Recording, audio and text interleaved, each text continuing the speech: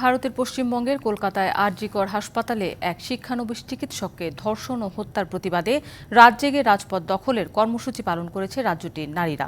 বুধবার রাত 11:55 নিরাপত্তার দাবিতে রাজপথে নেমে আসেন রাজ্যের বিভিন্ন শহরের নারীরা।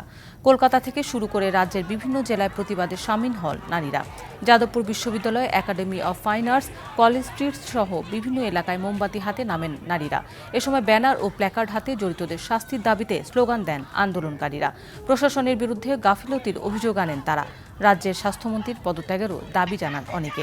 এদিকে বুধবার মাঝরাতে প্রতিবাদের এক পর্যায়ে আরজি মেডিকেল কলেজে তাণ্ডব চালায় দুর্বৃত্তরা। হাসপাতালের জরুরি বিভাগের কলাপসিবল গেট ভেঙে ভেতরে ঢুকে প্রায় আধা ঘন্টা ধরে লাঠিসোঁটা ও লোহার রড দিয়ে ভাঙচুর চালানো হয়।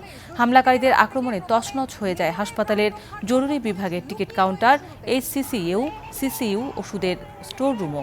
আন্দোলনকারী শিক্ষার্থীদের মঞ্চেও চালানো হয় ভাঙচুর। তবে কারা এ তাণ্ডব চালিয়েছে তা এখনও স্পষ্ট নয়। এ হামলার জন্য শাসক গোষ্ঠী তৃণমূল কংগ্রেসকে দায়ী করেছে বিরোধীরা।